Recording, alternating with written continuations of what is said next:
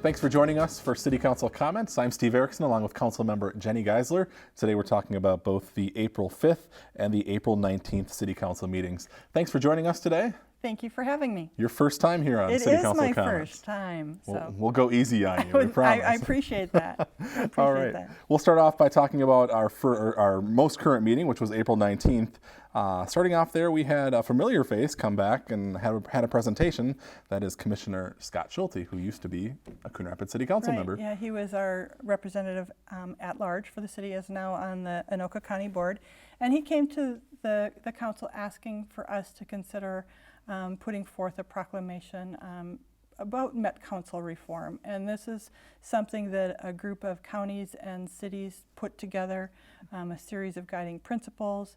And the premise behind it is that the Met Council is an appointed body. It's appointed by the governor. Mm-hmm.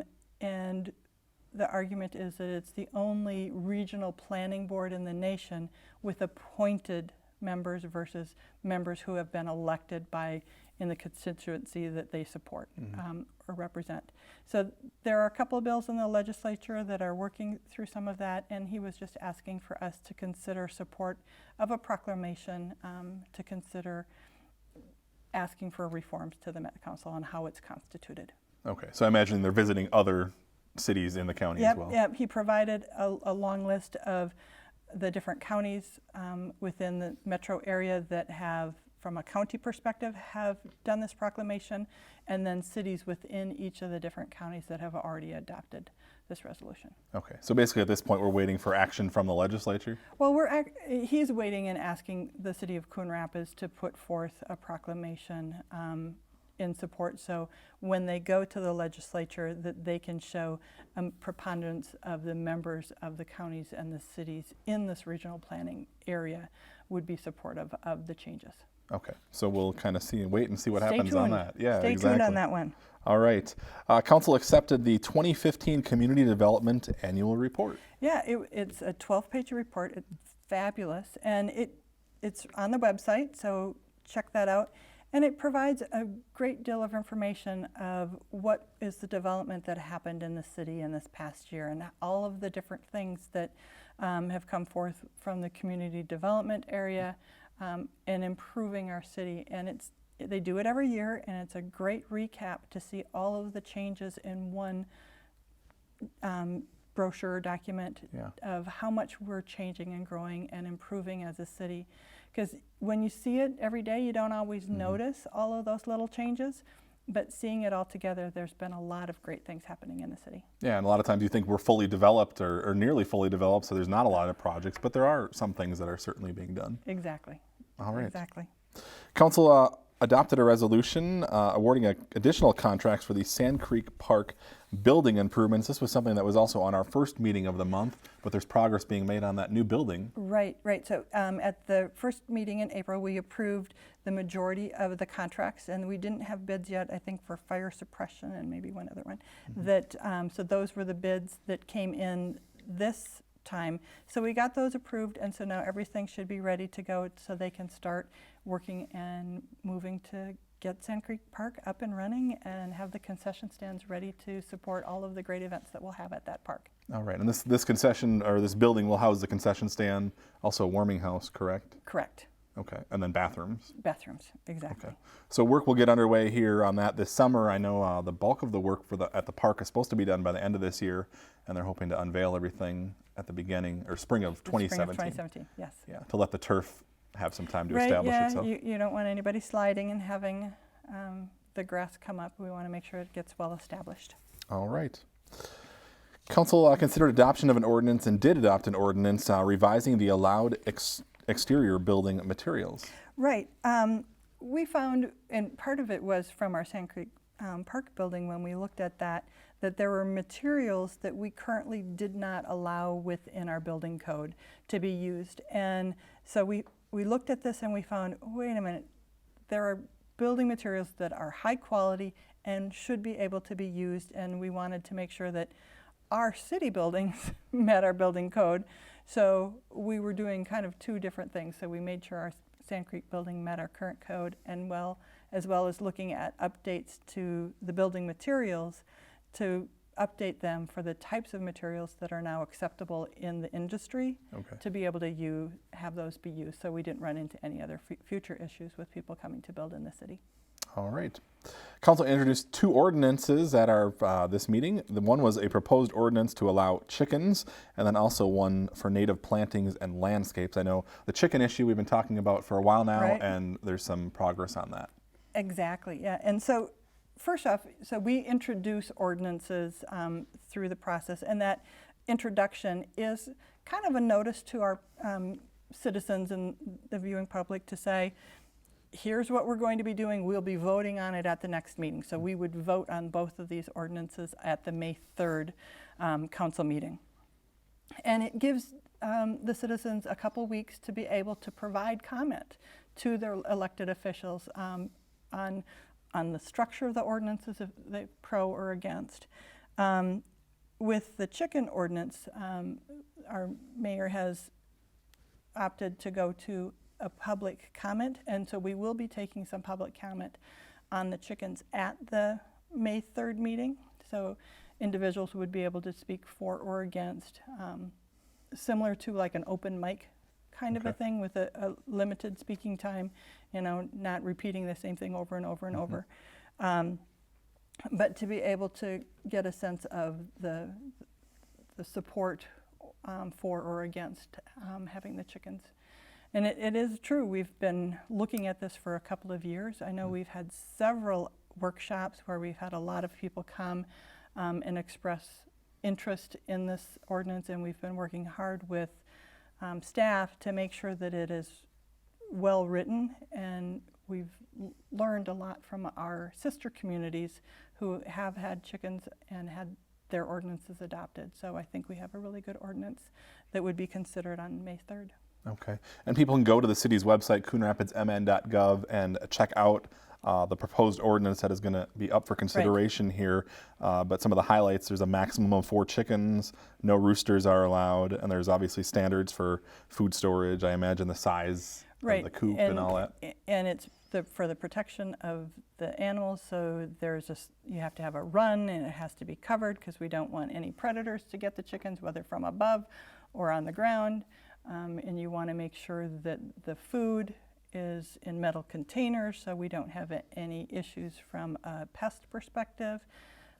There's requirements for cleaning and making sure that the chicken coop is done. Obviously it is basically raising your chickens and eggs. There is no slaughtering of chickens allowed with this, so it's a very tight ordinance that we've put together. Okay, but there's been a lot of thought put into this process. A lot of thought. Okay. A lot of thought. So now the action, like you said, will be taken at this point, it looks like at the May 3rd council meeting. Correct. So at this point, if people have comments on this or want to give their feedback, they certainly can contact their council members before that meeting, or like you said, there will be a comment period at the meeting. At the meeting, right. All right. And then the other introduction of the ordinance was the native plantings and landscape. Right, and that talks about how we can introduce native planting and how that is going to be governed within the city, because native plantings can sometimes look to some people as weeds versus plants. And so it's, what are the native plants? Where can you put them? You have to keep them away from your lot lines, unless you and your neighbor come in with an agreement, because you don't want somebody's native plantings that their neighbor thinks is a weed growing in their yard. So there's a number of different things that we're looking to do to allow people to have a more native and a sustainable yard, so they don't have to use as much water or pesticides or any of those kinds of things, which are greener types of lawns from a sustainability perspective, but yet have to still work with your neighbors. All right, so I imagine this one will also be looked at the May 3rd council meeting? At the May 3rd meeting, yes. Okay. Obviously, both of these topics, lots of education to do, I imagine, with the public as well. And so the city staff has done a great job. There are handouts and pamphlets that they have prepared on both chickens and on native plantings, so what the rules would be, how it would be enforced, and answering any questions a citizen may have should they want to, if both of these are approved, if they would want to have native plants or have chickens. Okay. Information packets would be available to them. Okay, and I believe those brochures were attached as part of the city council agenda, so if people Yes. go to the agenda portion of the city website, they can take a look at those brochures as well. Right. We just want, staff wants to be prepared should they pass, that we would be able to implement. Yeah, and just obviously educate everyone about both Exactly. of the topics. All right, we had 4 different adoptions of assessments for various street reconstruction projects. It's that time of year, we're already seeing the orange cones up and the delays start. Right, and what's a little unique with this year is we are going to be going after what's called the MSA, Municipal Street Assessment. Municipal state aid. State aid, right, Yes. state aid roads. That we're looking at making sure that we're getting all of those roads done. Those are roads where we've got some additional state funding for. And so the assessments were done last night at that meeting, and we're going to be having bids. So at our earlier April, we had said it was okay to go and solicit for bids, so those should be coming back in this next week. So then in May, we'll be awarding bids, and once they do that, they'll talk and have bidder meetings with the people who were selected to perform this work. And then you'll start to see schedules and calendars of when this work, if you are in one of the areas where the streets are going to be reconstructed. Sometimes it's what they call that mill and overlay, and other times, like Mississippi Boulevard, is going to have all new water and sewer, so that street is going to be very dug up for a while, and done in different sections, obviously, so we don't have to, the parade will not be affected. But you'll get door hangers on your door to let you know if there is going to be anything happening in your area, whether it affects the water or the sewer or your driveway, access, to make sure that people are aware of what's happening in their area. But information will always be put out on the city website and updated on a weekly basis with what we've completed, what's happening next. All right, so lots of construction going on this summer. I believe about 7 miles or 7.5, Yes. which is about double or so what the city normally does. I know they've tried to advance some more of that state aid funding just so they can just sort of get these projects done. Exactly. Exactly. And some of the we're talking some big roads, including Egret Boulevard, Round Lake Boulevard, Crooked Lake Boulevard. You talked about Mississippi Boulevard. So these are some busy roads that people do take. Right. So it'll be a construction summer. Yeah, it always is, though. Yep. No matter where you go in the metro. Yep. All right, the council, this is a different, Is that announcing the announcing? 2016 concert schedule. I'm not sure what the action is on that other than just to announce the schedule. Right, right. And this is the concerts in the park at the dam on Thursday evenings, that they're at 7 o'clock. They'll start June 9th and run Thursdays all the way through August 11th. I think what we said, TC Cats was the first one, Yes. that first Thursday. You'd check the website. The schedules will be in your water and sewer bills, so look for that if you want to be attending. But they're at 7 p.m. on the Thursdays, free parking at the dam, so Anoka County has waived that. The Boy Scouts and the Lions provide food and concessions, so it's a great time. Yeah, as long as the weather cooperates. I mean, they hold them rain or shine. Rain or so shine, yep. You hope for the shine part of that and to have a Exactly. beautiful evening down there at the dam. But again, like you said, June 9th is the first concert, and it goes through August 11th. And if you can't make it down there, of course, CTN, we're down there at the concerts that we are able to record, and we will play those back on our channel once the concert is over. That's great. Relive the great music. Yeah, and so many people even if they were there, to just watch them again. It's interesting. So All right. Council considered in a memorandum of understanding and term sheet. This is for Riverdale Station development. What we're talking about, this is what we've always referred to as a transit-oriented development, or TOD. It's that parcel right behind Target, next to the Riverdale Station, and it looks like there could be some activity on that land before we know it. Exactly. So that is a 15-acre site that is currently owned by the Regional Rail Authority, which is our Anoka County partners. And so we've been working over the last couple of years with Anoka County trying to find a developer and working, and Sherman and Associates has come to the city, and they have a fabulous reputation and a great plan for this site. And so what this term sheet and memorandum of understanding are between basically the county and Sherman to make sure that, so the city would actually be purchasing the land from the county so we could sell it the same, it'd be kind of a pass-through to the developer. The developer would be looking at purchasing the first half of the site and looking to develop units that would be 20% at an affordable housing, but all high-quality units, stainless steel appliances, granite countertops, very high-end finishes within the units and within the buildings. And so we'll be looking at that. And part of the timing is so Sherman can go forward with additional grant funding. So the Met Council has funding and the Minnesota Housing, that there's money available based on the kind of development that we're doing that can help fill a gap. Okay. So there's the cost of the development, and then there's the cost that Sherman thinks that they can support from the revenues from that, and then there's usually a gap. And so we are looking to try and help get this forward for them so they can go after those grant dollars. Okay. We'll then, staff will still be looking for a purchase agreement, which would be the next step of actually looking to purchase that. And if everything goes as we hope with the appropriate grant funding and the purchase agreement, that we could be starting in that area in summer or late spring of 2017. Okay.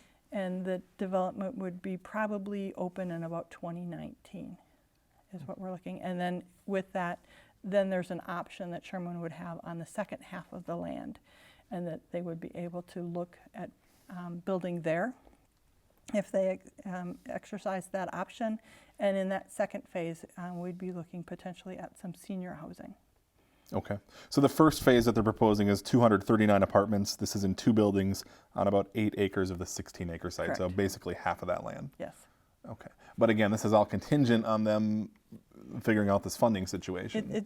It's making sure that the grant funding comes to play, because if that gap isn't met with the grant funding, either the city or the county would be potentially asked to say, can we fulfill that gap? And that would be a whole nother starting point of a discussion. So we're hoping that we've seen positive signs, and so we're hopeful that everything will move forward and that the funding will be available that we're expecting to fill that gap, and hoping that everything will work smoothly so we can have this.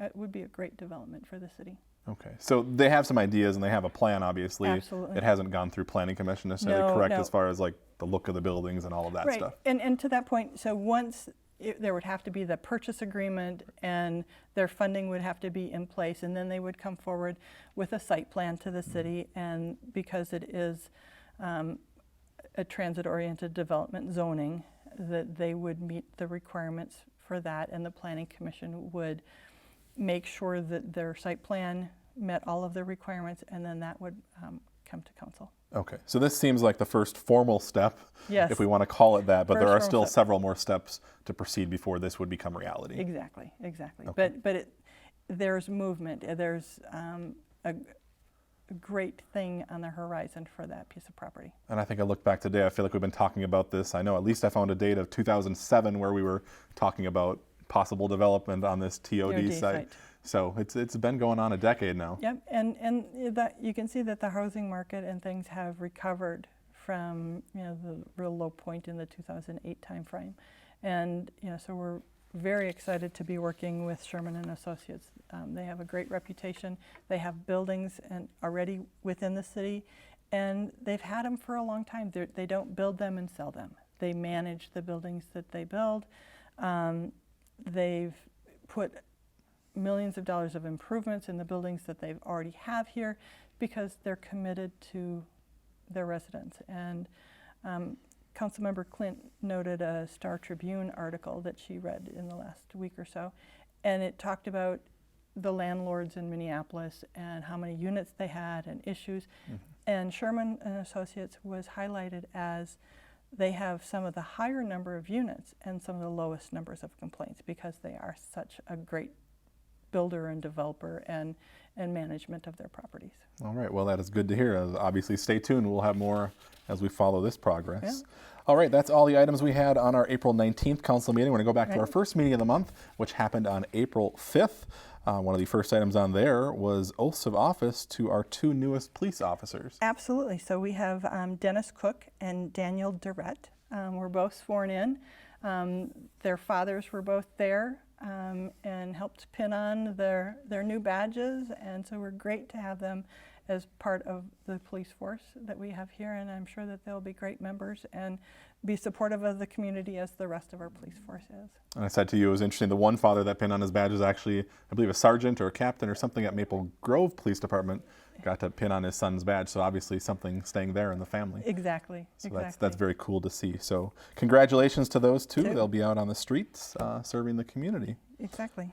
We also had a couple of things under consent agenda, resolutions appointing some new members to two different commissions. Right. So Jonathan Lipinski had to resign from the Planning Commission, so Kathy Casey was appointed to the Planning Commission, and we had two people appointed to the Safety Commission, Bradley Janowski and Cindy Nutter. Sorry if I... Names. Names are Names always are difficult. always a little hard, yep. But welcome to them. Janowski. And I know we mentioned this a lot too, but city commissions, they're usually looking for volunteers. Yeah. So you can put And- your and- application and in it's through a- the city. It's a great way to get engaged and understand. And you know, the city doesn't run without volunteers in a lot of ways. That there's so many things and so many people who give of their time to help make their community better. And I applaud anybody who is putting their time in to help with the city. And you know, so there's a lot of volunteer opportunities. So if you have time and you want to give, I'm sure we will help find a place for you to help serve. All right. Council introduced an ordinance. This establishes new liquor license fees for micro distilleries, cocktail rooms, brew pubs, and brewer tap rooms. This is something we've talked about at a couple meetings. Yeah. There's been a process here. This was to basically establish the liquor license fees. Right. You know, and so it was kind of that next step where once we had the ordinance that allowed these places to exist, we went, oh, we now have to decide what those licenses are going to cost. And this was just the introduction of that ordinance to do that. All right. Now, basically, all this was prompted by a request or someone that was interested in opening up a tap room, I believe, on Coon Rapids Boulevard.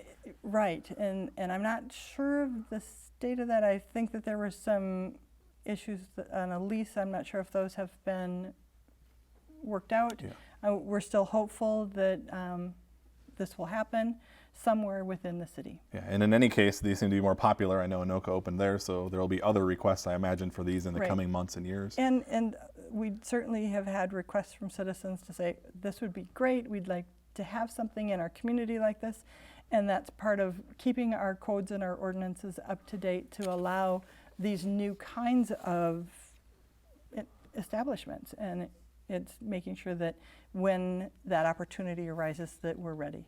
All right. Council approved and adopted a resolution. This approves water rate and sewer rate increases. Right, right. And so we did an increase with our water rates. So the way they're done, you have a base charge everybody gets, and it went from $14 to $16, so $2 a year. And A then, quarter. Oh, Correct. quarter, sorry. That's okay.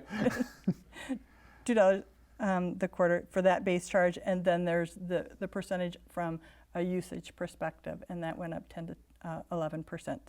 And that's on the water rates. On the correct? water rates, right. And so when we looked at it, the base charge hadn't been updated for 2 years, since 2014, and the actual usage rate had been from 2012, so 4 years. And it's really making sure that we can pay for the infrastructure for the water to be delivered in. And while we've got a lot of great things happening where people are doing a good job at conserving water, we still have to pay for the infrastructure to deliver 1 gallon or 5 gallons, right?